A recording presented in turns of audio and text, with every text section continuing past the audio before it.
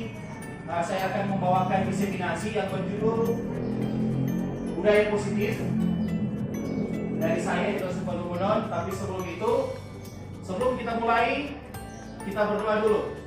Mohon kesediaan dari Ibu Lario untuk pimpin kita dalam doa. Persilakan.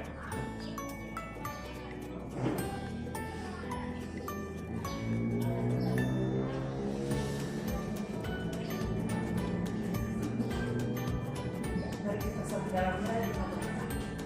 Segala ucapan syukur yang diberikan kepada Tuhan Allah berprestasi tinggi dan yang tidak kami sehingga di siang hari Tuhan kami bersama sekolah buku yang ada dalam berkumpul di ini dalam rangka mengikuti kegiatan diseminasi yang akan dilaksanakan oleh calon guru penggerak Dr. Hendro Indonesia.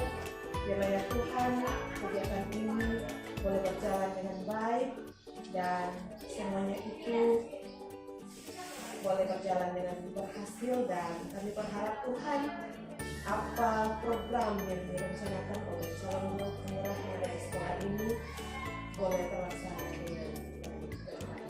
Ini kami ya Tuhan yang datang berdoa, kegiatan ini kami buka di dalam nama Allah Bapa, Anak dan Roh Kudus. Amin. Terima kasih kepada Ibu Lario yang sudah menuntut kita dalam doa. Oke, pertanyaan saya, apa yang bisa maksud dengan budaya positif? Budaya-budaya yang baiknya itu, tentunya ini adalah budaya yang baik untuk mengembangkan ini sekolah menjadi yang lebih baik tentunya. Oke. Dari konsep inti budaya positif dia terdiri dari 8. Yang pertama itu perubahan paradigma belajar, kemudian disiplin positif, kemudian nilai-nilai kebajikan, kebutuhan dasar manusia, kemudian motivasi perilaku manusia, posisi kontrol, keyakinan kelas, dan segitiga restitusi. Nanti sebentar kita akan bahas ini ke-8 konsep inti dari budaya positif ini. Jadi pengertian dari pembelajaran dengan paradigma baru. Jadi pembelajaran dengan paradigma baru di sini menjelaskan bahwa pembelajaran dengan paradigma baru merupakan pembelajaran yang dirancang berdasarkan prinsip pembelajaran berdiferensiasi, sehingga peserta didik belajar sesuai dengan kebutuhannya berdasarkan tahap perkembangan sesuai teori psikologi modern untuk mewujudkan profil pelajar Pancasila. Sekarang pertanyaannya, apa yang dimaksud dengan pembelajaran berdiferensiasi yang tren sekarang? Apa itu pembelajaran diferensiasi? Boleh? Apa itu pembelajaran diferensiasi? Difference. Ya, ada yang berbeda. Ya. Nah, pembelajaran berdiferensiasi ini menjelaskan bahwa pembelajaran untuk memenuhi kebutuhan dari siswa ini. Kebutuhan dari siswa ini. Jadi pembelajaran berdiferensiasi ini dia terdiri dari 3. Yang pertama itu adalah konten, kedua adalah proses, dan yang ketiga adalah hasil dari antara konten dan proses. Jadi kalau misalkan konten contohnya apa? Konten misalkan apa? Ya, isi boleh. Jadi bagaimana itu si guru itu mempersiapkan suatu pembelajaran yang menarik. Boleh dia mengambil misalkan buku referensi yang bagus atau misalkan dari internet. Jadi sesuai kebutuhan siswa untuk belajar mana yang dorang sukai. Apakah dorang mau pakai internet atau dorang mau pakai buku kah, dan sumber-sumber belajar lagi. Kemudian yang kedua, proses. Diferensiasi proses. Apa itu? Nanti diferensiasi apa? Bagaimana metode-metode yang kita gunakan agar supaya pembelajaran itu dapat dicapai oleh para siswa. Kemudian yang ketiga, yaitu hasil atau produk. Hasil atau produk itu, diferensiasi atau produk, bagaimana guru itu mampu untuk membuat itu asesmen. Kalau misalkan orang ada asesmen yang diagnostik awal, yang kognitif dan non kognitif. Kalau kognitif yang pengetahuan, non kognitif itu DP sosial, kompleks pembelajaran itu bagaimana, itu tuh non kognitif. Itu yang orang sudah lakukan untuk semester yang lalu. Kemudian ada juga penilaian formatif dan sumatif. Formatif yang bagaimana? Pembelajaran yang dilakukan setiap hari di dalam kelas. Jadi setiap akhir materi, misalkan bab 1, misalkan dia belajar mengenai tumbuh-tumbuhan. Itulah materi-materi yang seperti orang bahas yang lalu. Kalau sumatif pada akhir semester kebanyakan, akhir semester. Itu sumatif boleh ada, boleh tidak. Kurang tergantung dari sekolah itu. Tetapi di sekolah kita sudah menggunakan itu penilaian akhir semester. Ini orang belajar yang orang bilang modern, orang kembali dan lalu. Karena orang pembelajaran saat ini orang mencipta atau melihat filosofi yang dikemukakan oleh Ki Hajar Dewantara, bahwa pembelajaran itu guru harus berperan sebagai pamong. Pamong di sini sebagai apa? Ya, sebagai pembimbing, penuntun, memberikan teladan yang baik kepada siswa. Nah, itu sebagai pamong. Kemudian yang kedua itu siswa harus berbudi pekerti luhur. Tentunya budi pekerti ini harus tumbuh dari siswa. Siapa yang mau kasih tumbuh pada orang? Guru-guru. Dan tentunya datang dari diri sendiri. Kemudian harus sesuai dengan kodrat alam dan kodrat zaman. Kodrat alam itu misalkan lingkungan belajar dia, bagaimana dia bertumbuh dan berkembang. Dan juga di sini ada kodrat zaman. Pertumbuhan dan perkembangan itu harus sesuai dengan juga kodrat zaman. Bagaimana pembelajaran orang kasih pada orang kalau sekarang itu so biasa dengan gadget, kita sesuai dengan perkembangan. Kalau orang tidak ikut kodrat zaman ini, maka orang akan ketinggalan. Jadi, kemudian yang terakhir berpihak pada anak. Berpihak pada anak ini bukan semaunya anak-anak pikir. Memang berpihak pada anak ini sesuai dengan keinginan mereka. Jadi kebutuhan yang mereka inginkan, orang misalkan contoh, berpihak pada anak misalkan orang ingin belajar misalkan di luar kelas, silahkan. Ini lingkungan yang berbeda. Jadi identifikasi mana yang orang mau untuk belajar. Jadi ini orang main game, dua orang juga. Ini satu ini misalkan Gary dan Karen. Jadi dua orang, Gary ambil kertas, tulis sesuatu yang sangat berharga, yang Gary anggap berharga. Ini dua orang sana, ini dua orang dan dua orang. Sangat berharga. Ini Enci dengan Mer, Enci dengan. Jadi pilih satu di situ. Jadi sini DP-nya ada A dan B, ada teman Anda. Jadi sobeklah kecil, tuliskan benda atau sesuatu yang sangat berharga untuk Anda. Kemudian letakkan di salah satu tangan Anda dan genggam benda sesuatu tersebut dengan segala daya. Jadi itu satu mau merayu, sampai boleh berapa muka. Dia mau rayu ke, rayuan ke atau apa. Sekarang silakan. Silakan. Ada satu barayu, satu pegang sampai jangan terbuka. Apa ke? Mau kasih apa ke? Ya? Ya? Ya? Silakan. Oke, dua orang. Misalkan ini kan jadi misalkan tulis misalkan emas 10 kilo atau apa, genggam. Sana mau rayu mau cari ambil. Terserah dia mau rayu bagaimana supaya itu tangan itu mau saya buka. Hah? Iya, tanpa merah punya rayuan atau apa, tanpa sogokan, silakan. Setelah kertas pokoknya itu dapat dibuka. Hah? Satu dapat merayu. Oke? 2 menit sampai 41, silakan. Hah?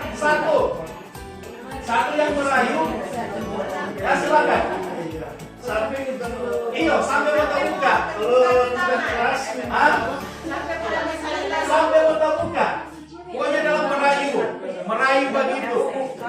Mau sampai mata buka itu, mau rayu ke, mau kasih duit apa. Jadi mengajar boleh. Ya, boleh. Jago mau tulis. Oke, boleh. So rayu. Sudah? Mau. Boleh? Sudah? Ya? Tanya aja merayu. Sudah? Asal semua. Sudah? Sudah. Ya? pertanyaan. Coba kau, apa Ada tak buka? Ada. Ada yang nak kasih buka? Ada ya? Hah? ada? Bagi kita tadi mau. Oh, di mau ini mau. Ada. Tentunya di mau. Masa segala sesuatu yang memang berharga untuk orang kasih begitu saja. Loh, tentu mempertahankan itu. Orang mempertahankan. Oh, sekarang kamu tanya, siapa yang pegang kontrol sih? Orang. Kemana? Yang Yang mengenggam. Jadi dia pegang kontrol situ. Maka dia mau buka atau tidak. Nah, inilah yang sering dimiskonsepsi tentang teori kontrol ini. Kontrol ini. Tentunya kontrol ini sering atau ada yang sudah pernah menerapkan Pak siswa. Ini yang pertama, ini ilusi guru mengontrol ini murid.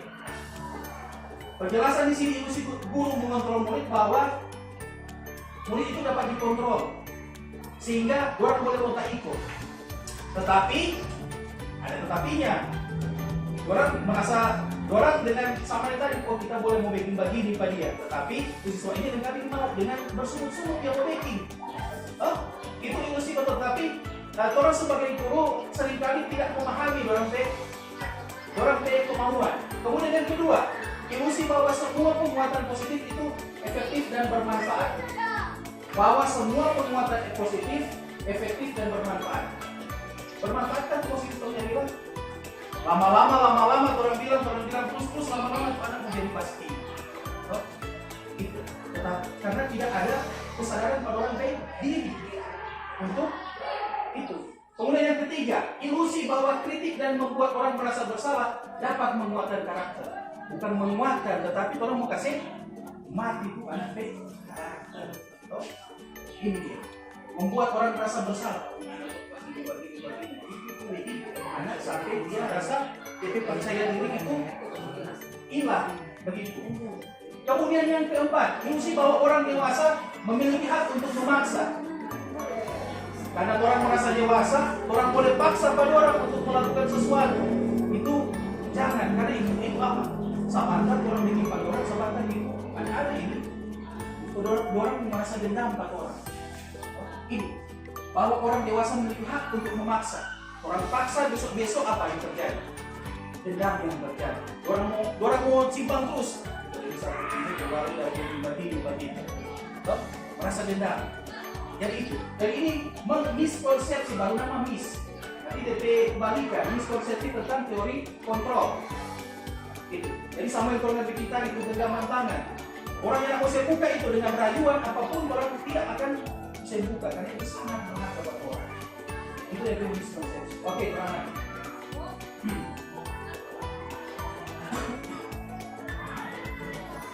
Kalau masuk di disiplin positif, dan disiplin positif ini ada 3. Di dalam budaya kita, makna kata disiplin ini dimaknai menjadi sesuatu yang dilakukan seseorang pada orang lain untuk mendapatkan kepatuhan.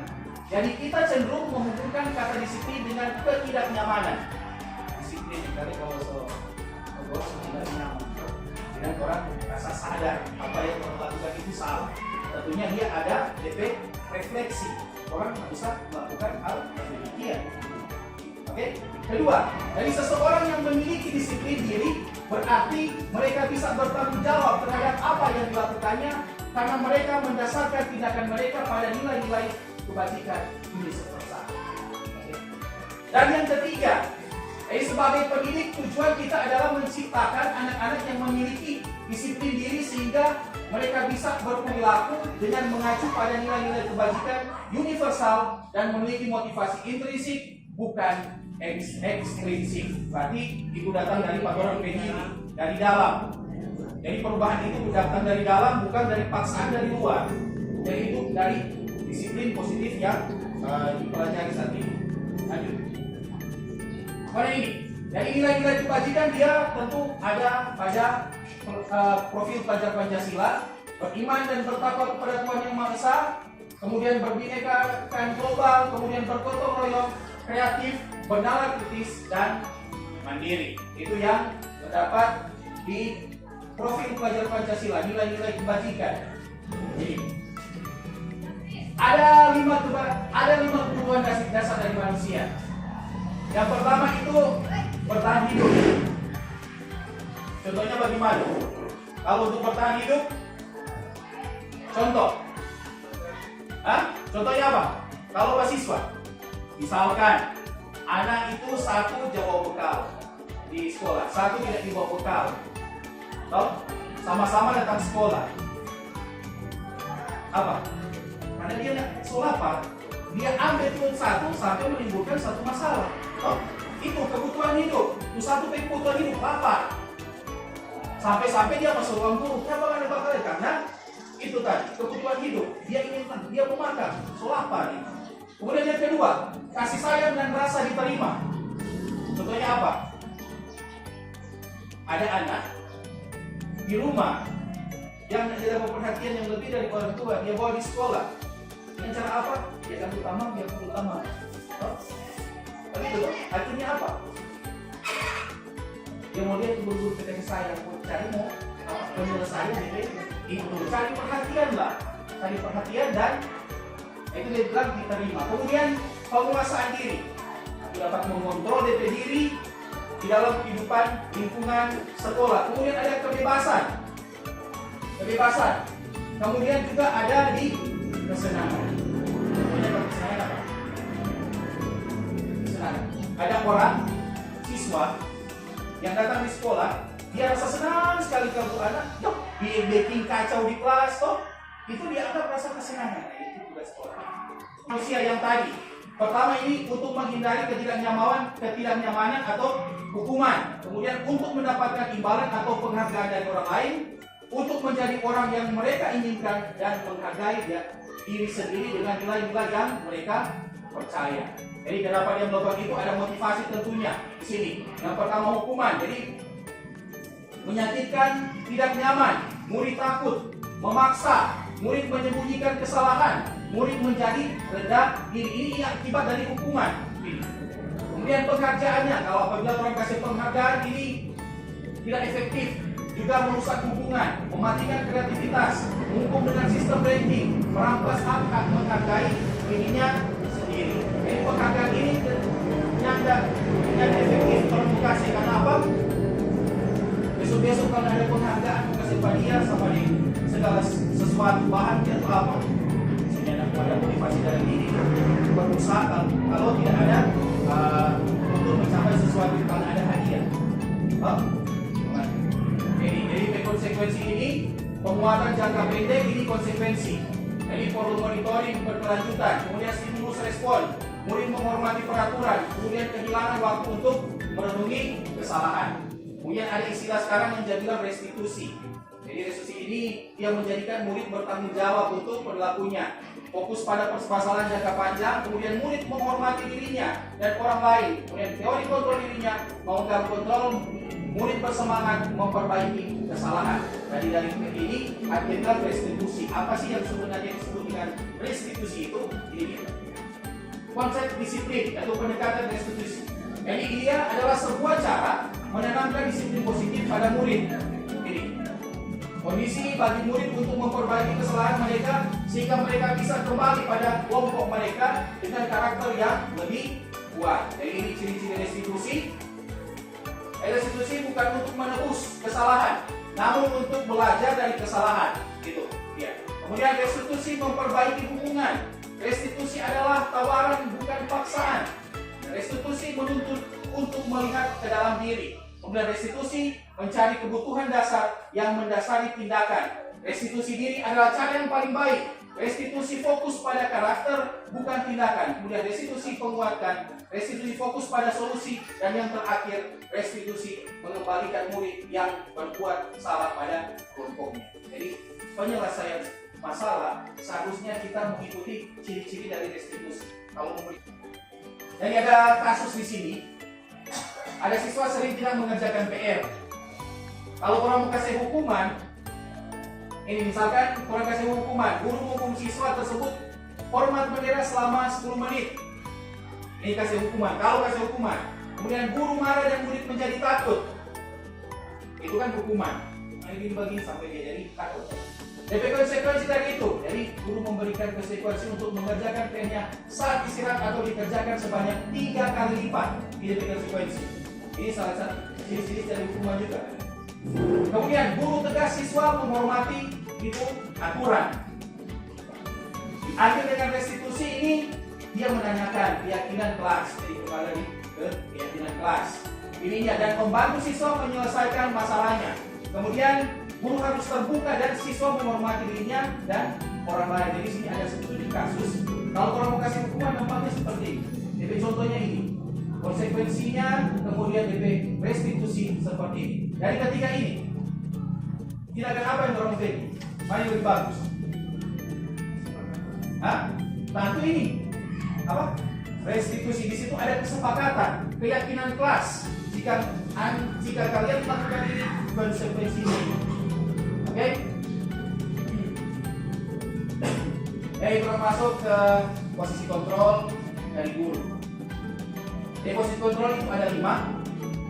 Yang pertama itu posisi kontrol itu menghukum. Kemudian pembuat rasa bersalah. Kemudian teman, pemantau, kemudian manajer. Oke. Jadi contoh penerapan 5 posisi kontrol. Jadi orang ada di posisi mana? Orang lihat ini orang ada di posisi mana? Yang pertama itu menghukum. Jadi contoh begini. Sama tadi bilang, hormat tiang bendera selama 1 jam. Siswa tidak memakai ini contoh kasusnya. Siswa tidak memakai atribut lengkap saat upacara bendera, misalkan topi atau dasi. Ini dia. DP contoh, hormat tiang bendera selama 1 jam. Ini kalau di penghukum. Ini. Kalau siswa buat rasa bersalah, itu guru semua bilang, berapa kali ibu harus memberitahu kamu, ibu kecewa sama kamu. Itu kalau contohnya itu membuat rasa bersalah pada siswa. Seringkali guru mengungkapkan hal seperti ini. Seberapa kali Nana Mode, seberapa kali dia bilang, kok apa? Cuma baby so kecewa tuh guru. Ini mesti rasa bersalah Pak. Siswa. Oke. Kemudian, teman. Contohnya bagaimana? Jadi masih kasus yang sama, siswa memakai atribut tidak lengkap. Teman. Ini guru semua katakan DP contoh, Minjo, ayo dong ikuti aturan sekolah, buat bu guru bangga. Kali ini tidak apa-apa, tapi lain kali jangan diulangi ya. Nah, ini adalah salah satu contoh kalau orang mengungkapkan kalimat sebagai teman. Contoh. Kemudian kalau diposisikan sebagai pemantau di sini ada ungkapan, kamu sudah melanggar aturan sekolah. Kamu tahu apa konsekuensinya? Kamu tahu apa konsekuensinya? Nah, ini kalau misalkan contoh di pemantau. Dan yang terakhir, ini di posisi manajer. Kita sebagai posisi manajer. Ya semua bilang, apa kamu tahu kesalahanmu? Kamu tahu ada kesalahan atau tidak? Kemudian, bagaimana kamu akan memperbaiki kesalahan ini? Jadi ini menyadarkan dia bahwa dia sesalah. Ibu dari diri sendiri. Apa kamu tahu kesalahanmu? Kemudian bagaimana kamu akan memperbaiki kesalahan ini? Ini seringkali dibuat di keyakinan kelas. Ya? Lanjut. Sekarang pertanyaannya, ada di posisi mana tuh orang? Apakah sebagai penghukum, sebagai teman, atau sebagai manajerial? Jadi ini. Jadi posisi kontrol apakah kamu? Pertama, ini pembuat rasa bersalah. Misalkan dia bilang, saya kecewa sekali dengan kamu. Kemudian, ada juga, kamu tidak pernah benar melakukannya. Itu di penghukum. Kemudian, apa? Contohnya, apa rencanamu untuk menyelesaikan masalah ini? Ini contoh di manajer. Kemudian, ini teman, ayolah lakukan demi bapak ibu. Ayolah lakukan demi bapak ibu ya. Ini seringkali posisi sebagai teman ini akan hadir di sini. Yang jadi pembahasan kami adalah karena seringkali posisi sebagai teman ini ketika orang tidak ada, maka anak itu akan merasa karena rasa memang deh teman. Ada yang di sana bilang pertama kali guru itu dia seperti ini di sini karena dia merasa dekat dengan guru. Tapi itu posisi itu terbaik untuk orang. ada yang semua pegang di belakang. Ini seringkali orang bahas di semua pegang di belakang tadi, nggak perempuan atau laki-laki. Karena orang kapal orang yang ada akan berakibat ketika kapal surat di dalamnya ada. Ini ada juga sebagai pemantau.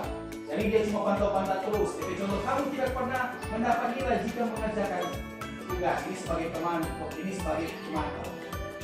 Sekarang pertanyaan saya, posisi mana yang paling bagus? Yang manajer. Kenapa manajer? Ya? Hah? Kenapa manajer? Hah? Apa? Kenapa? Ada apa? Solusi. Buat salah. Iya. Ada solusi dalam. Ada solusi. Jadi itu manajer. Jadi dia sebagai manajer, posisi orang ada baiknya sebagai manajer. Jangan terlalu dekat dengan guru siswa. Jangan cuma sebagai pemantau, cuma dapat pantau sebagai guru. Lebih bagusnya dia sebagai manajer. Dapat menggugah itu siswa, DP karakter, DP potensi itu orang akan dapat. Orang muka DP potensi yang ada pada siswa B itu keyakinan kelas. Jadi sekarang pertanyaan saya, mengapa harus keyakinan kelas bukan peraturan kelas? Boleh jawab? Siapa yang peraturan kelas? Keyakinan kelas? Diremuk bersama. Ya, karena apa? Diremuk bersama. Karena diremuk bersama. Apa lagi? Kalau peraturan ada kata jangan. Jangan. Tidak ada. Itu. Ini dia. Ini dia. Pembentukan keyakinan kelas. Ini penjelasan. Jadi keyakinan kelas ini bersifat lebih abstrak daripada peraturan yang lebih rinci dan konkret. Kemudian yang kedua, keyakinan kelas berupa pernyataan-pernyataan universal. Pernyataan keyakinan kelas senantiasa dibuat dalam bentuk positif, tidak negatif. Hindari kata jangan. Hindari kata jangan. Misalkan contoh, datang di sekolah pukul 7.00, cuma sampai pagi. Jangan apabila ini orang lagi jangan. Karena sebentar orang akan tanya ketika dia melanggar itu, orang tanya keyakinan kelas kembali. Kemudian keyakinan kelas sebenarnya tidak terlalu banyak sehingga mudah diingat dan dipahami oleh semua warga kelas. Kemudian keyakinan kelas sebaiknya sesuatu yang dapat diterapkan di lingkungan tersebut. Kemudian semua warga kelas hendaknya ikut berkontribusi dalam pembuatan keyakinan kelas lewat kegiatan curah pendapat. Kemudian bersedia meninjau kembali keyakinan kelas dari waktu ke waktu. Ini keyakinan kelas ini orang ambil dia dari aturan. Orang modifikasi itu. Jadi ketika ada tata tertib itu orang modifikasi sampai jadi keyakinan kelas. Jangan pakai kata jangan, tetapi kalimat-kalimat yang positif. Ini sudah orang pernah bahas yang ada di TGP. Di situ memang tidak pakai jangan. Tapi bukan mengabaikan aturannya, enggak. Aturan itu tidak bukan diabaikan, tetapi keyakinan kelas berasal dari aturan-aturan atau tata tertib sehingga dijabarkan. Oke? Lanjut. Ini terakhir. Ini ada segitiga restitusi. Segitiga restitusi ini kalau kalian itu terkenal dengan untuk menyelesaikan masalah. Jadi ada di situ ada validasi tindakan yang salah, kemudian menanyakan keyakinan, kemudian menstabilkan identitas. Ini bagus siswa ini. Segitiga restitusi. Segitiga restitusi dia ada 3, yaitu menstabilkan identitas, validasi tindakan yang salah, kemudian menanyakan keyakinan kelas. Jadi kalau orang mau menyelesaikan suatu masalah, orang tanya dulu DP, dia orang dating stabil dulu itu identitas dengan cara apa? Orang kasih pertanyaan pemantik. Ini membuat salah itu tidak apa-apa. Dan sekarang juga ingin ada manusia yang sempurna. Kemudian saya juga pernah melakukan kesalahan seperti itu. Kemudian kita bisa menyelesaikan ini. Bapak Ibu tidak tertarik mencari siapa yang salah, tapi Bapak Ibu ingin mencari solusi dari permasalahan ini. Kemudian kamu berhak merasa begitu. Kemudian apakah kamu sedang menjadi teman yang baik buat dirimu sendiri? Maksudnya dari ini merupakan satu pertanyaan pemantik untuk menstabilkan itu identitas. Jadi jangan pakai kamar langsung 1, 2, 3, 4, 5, 6, 7, 8, 9, 10. Oh, ada karena emang dia salah toh. Tanya dulu, kasih stabil untuk suasana. Jadi cara apa kau tanya dulu? Orang kasih tidak manusia, kasih dulu rasa benar pada dia di situ. Orang kasih dulu bawa dia ke alur, baru orang ambil tindakan. Kemudian ini, validasi tindakan yang salah. Ini, DP pertanyaan seperti ini. Padahal kamu bisa melakukan yang lebih buruk dari ini ya. Jadi kamu pasti punya alasan mengapa melakukan hal itu. Tanya dulu identitas siapa dia sampai bikin hal yang merugikan fobia. Kemudian yang ini juga, kamu patut bangga pada dirimu sendiri karena kamu telah melindungi sesuatu yang penting buatmu. Ada juga kamu boleh mempertahankan sikap itu, tapi kamu harus menambahkan sikap yang baik. Jadi itu. Kemudian yang terakhir menanyakan keyakinan kelas. Jadi pertanyaan ini, apa yang kita percaya sebagai kelas atau keluarga? Apa nilai-nilaimu? Apa bayangan kita tentang kelas yang ideal?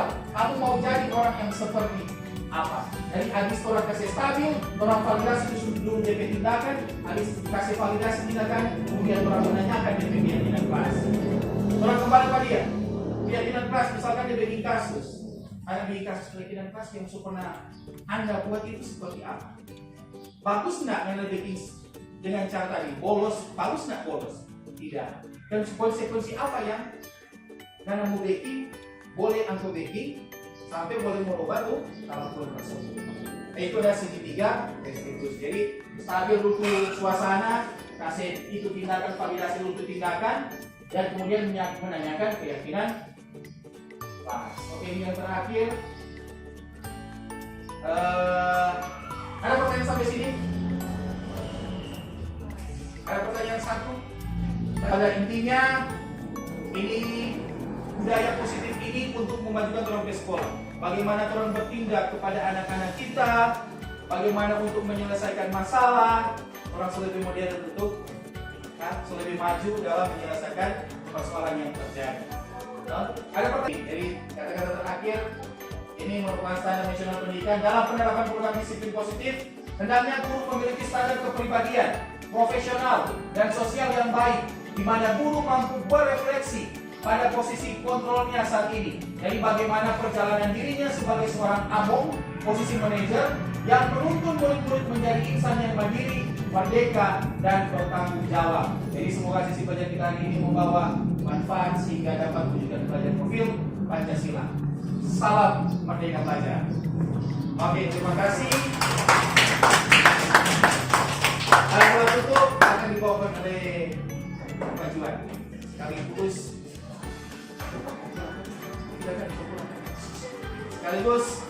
doa pulang. Silakan Pak Juan. Sekaligus doa pulang. Oke. Mari kita berdoa. Terima kasih ya Bapak. Hari ini Bapak sudah mempersiapkan sebagai calon. Kami akan pulang Tuhan. Kami dalam nama Yesus kami berdoa. Amin. Amin.